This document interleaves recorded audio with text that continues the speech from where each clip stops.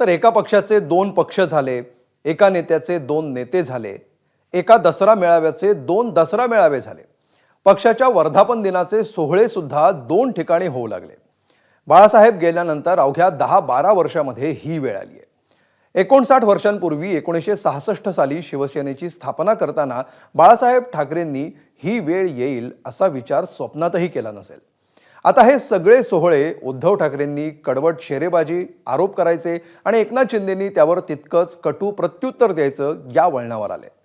बाळासाहेब काय विचार करत असतील याचा विचार करणारं दोन्हीकडे कोणी नसावं यापेक्षा दुर्दैव येते काय. पाहूया वर्धापन दिनी रंगलेला हा कलगीतुरा.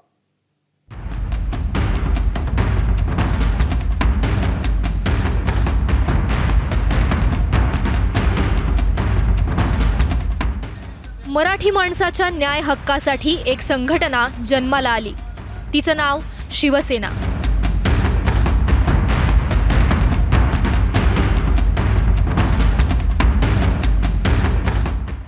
अल्पावधीत मुंबई पट्ट्यातील मराठी लोकांनी शिवसेनेला डोक्यावर घेतलं. हळूहळू कोकण आणि मराठवाड्यात सुद्धा तेच चित्र दिसलं. बाळासाहेब ठाकरेंनी आणि त्यांच्या तरुण तडफदार शिवसैनिकांनी शिवसेनेला मराठीसोबतच हिंदुत्वाचा बुलंद आवाज बनवलं.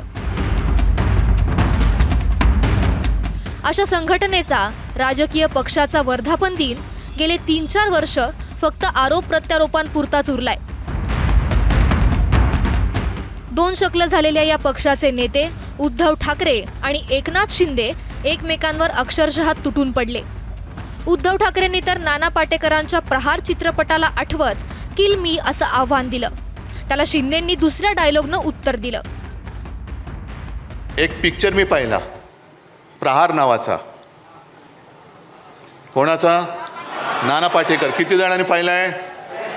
आहे ना. त्याच्यामध्ये नाना पाटेकर त्या गुंडांसमोर उभा राहतो आणि त्यांना सांगतो कम ऑन किल मी. तसं आम्ही या गद्दारांच्या समोर उभा आहे आणि सांगतोय त्यांना आम्ही कम ऑन किल मी. असेल हिंमत तरी या अंगावर. फक्त अंगावर येणार असाल तर एक गोष्ट नक्की करा. अमिताभ बच्चनचा तो पिक्चर होता ना, ॲम्ब्युलन्स घेऊन यायचा, तसा अंगावर माझ्या येणार असेल तर ॲम्ब्युलन्स घेऊन यायची. कारण येताना सरळ याल, जाताना आडवे होऊन जाल. Come on kill me, come on kill me. English picture बघून आले असतं वाटतं. हा, सुट्टीला तिकडे गेले होते लंडनला, शंभूराज म्हणतायत. पण मला एकच सांगायचं आहे, मरे हुए को क्या मारना है. अरे महाराष्ट्रातल्या जनतेने विधानसभात तुमचा मुर्दा पाडलेलाच आहे. दसरा मेळावा असो किंवा वर्धापन दिन, उद्धव ठाकरेंचं भाषण आधी होतं. दुसरीकडे शिंदे त्यांच्या मेळाव्यात समारोपाच्या भाषणाला उठतात तेव्हा त्यांच्याकडे ठाकरेंच्या भाषणातील महत्त्वाचे मुद्दे असतात. त्यामुळे त्याचं उत्तर देणं शिंदेंना सोपं जातं. पहलगाम अतिरेकी हल्ल्यावरून उद्धव ठाकरेंनी पुन्हा एकदा सरकारला प्रश्न विचारले. त्याचं उत्तर शिंदेंनी दिलं. तुम्ही भारतीय आहात की पाकिस्तानचे एजंट आहात असा प्रश्न त्यांनी विचारला. यांना नावं बरी सुचतात. ऑपरेशन सिंदूर. घरोघरी जाऊन हे सिंदूर वाटणार होते. कोण वाटणार सिंदूर? हे सगळे भ्रष्ट गुंड. हे माझ्या माता भगिनीनं जाऊन तो पवित्र सिंदूर वाटणार. म्हणजे ज्यांना जोड्याने हाणलं पाहिजे असे भ्रष्ट भाजपवाले माझ्या माता भगिनींनी जाऊन सिंदूर वाटणार आणि ते काय सिंदूर त्यांच्याकडनं घेणार असं वाटलं त्यांना. मी तर म्हणेन, तुम्ही भारतीय आहात की पाकिस्तानचे एजंट आहात असं म्हटलं तर वावगं ठरणार नाही. पाकिस्तानची बोली तुम्ही बोलताय. तुम्हाला काय निशाने पाकिस्तान किताब मिळवायचंय? निशाने पाकिस्तान, पाकिस्तानची बोली बोलताय देशात राहून. आणि तुमच्या वक्तव्याचा वापर करून पाकिस्तान देशाची बदनामी जगभरात करतेय. मग ते राहुल गांधी असतील नाही तर आणखी कोणी असतील.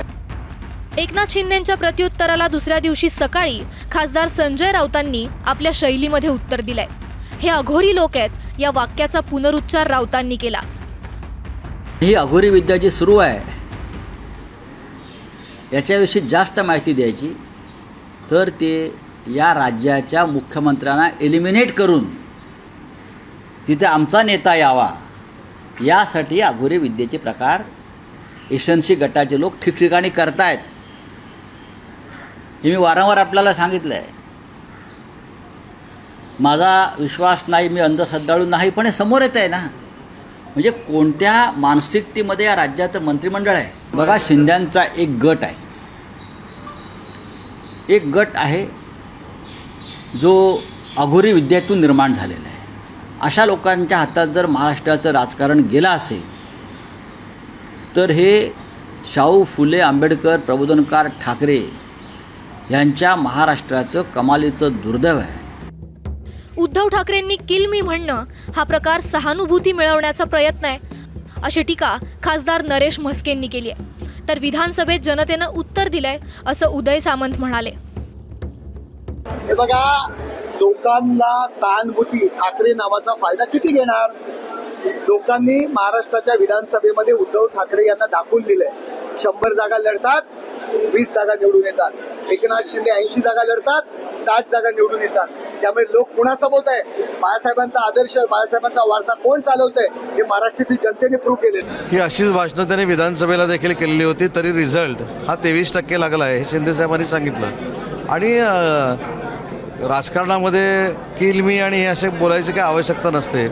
ऑलरेडी महाराष्ट्रातल्या जनतेनं विधानसभेच्या निवडणुकीच्या निमित्तानं कसा सुपडा साफ केला आहे आपल्याला माहिती आहे. त्याच्यामुळे राजकीय सुडाच्या भावनेनं काही करणं ही काही संस्कृती वंदनीय बाळासाहेबांनी आम्हाला कोणाला शिकवलेली नाही. उद्धव ठाकरेंनी आपल्या भाषणात राणे कुटुंबावर सुद्धा भरपूर टीका केली. मूळचे कट्टर शिवसैनिक असलेल्या राणेंनी त्याला उत्तर दिलं नसतं तरच नवल. आणि ठाकरेंनी वापरलेल्या भाषेप्रमाणेच राणेंनी सुद्धा भाषेच्या स्तराचा फार विचार न करता प्रतिक्रिया दिल्याचं तुमच्या लक्षात येईल. तू एक बेडूक ओरडतोच आहे त्याच्यामध्ये, त्याला काम तेवढंच दिलेलं आहे. अरे तुझी उंची केवढी, आवाज कसा, म्हणजे उंची पेंग्विनची, चाल बदकाची, आवाज कोंबडीचा, डोळे कोणासारखे माहिती नाहीत. स्वतःचा मुलगाच असा बाहेर निघाला असल्यामुळे ना त्यांना बाकी सगळे असेच दिसणार. पेंग्विन, कोंबड्या हे असंच दिसणार. स्वतःच्या मुलाच्या आवाजाची चिंता आहे. बाई आहे की पुरुष लोकांना कळत नाही. म्हणून आमचं तोंड उघडायला लावू नका. पहिला स्वतःची मुलाची अवस्था बघा. आणि हा राग माझ्यावर येणं अपेक्षित आहे ना. आपल्या भाषणात उद्धव ठाकरेंनी फक्त शिंदे सेनेवर टीका केली नाही तर मोदी शहांवर आणि भाजपवर भरपूर आसूड ओढले. भाजपच्या सर्व महत्त्वाच्या नेत्यांनी त्याला उत्तर दिलं. मुख्यमंत्री फडणवीसांनी तर ठाकरेंच्या भाषणाला बोलबच्चन अशी उपमा देऊन टाकली. जर तुम्हाला कोणाला वाटत असेल की तुम्ही शिवसेना प्रमुखांचा ब्रँड पुसून टाकाल तर तुमचं नामो निशाण आम्ही महाराष्ट्राच्या धर्तीवरून पुसून टाकल्याशिवाय राहणार नाही. नामो निशाण पुसून टाकू आम्ही भाजपच्या या महाराष्ट्रातून. ब्रँड पुसायला आले तर तुमचं नामही शान मिटून टाकेल. येताना ॲम्ब्युलन्स घेऊन जाताना नावे होऊन झाला उद्धव ठाकरे. बोल बचन भैरवी मी उत्तर देत नाही. 2022 साली पक्ष फुटल्यापासून आलेली कटुता उद्धव ठाकरेंच्या शब्दात ओसंडून वाहताना दिसते. सुरुवातीचा काही काळ एकनाथ शिंदे आणि त्यांच्या सोबत गेलेल्या शिलेदारांनी आदर राखत उद्धव ठाकरेंना दुरुत्तर दिलं नाही. भाजपनेही काही काळ ते तत्त्व पाळलं.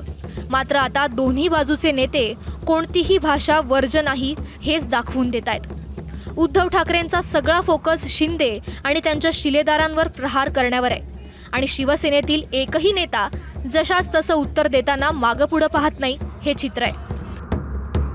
मराठीचा, हिंदुत्वाचा पुरस्कार करणाऱ्या शिवसेनेसारख्या एका पक्षाचा संघटनेचा वर्धापन दिन अशा कारणांसाठी चर्चेत राहावा यापेक्षा दुर्दैव ते कोणतं. या एका दिवसापुरते तरी ठाकरे आणि शिंदे बाळासाहेबांचा विचार करतील. ब्युरो रिपोर्ट, एबीपी माझा. एबीपी माझा, उघडा डोळे बघा नीट.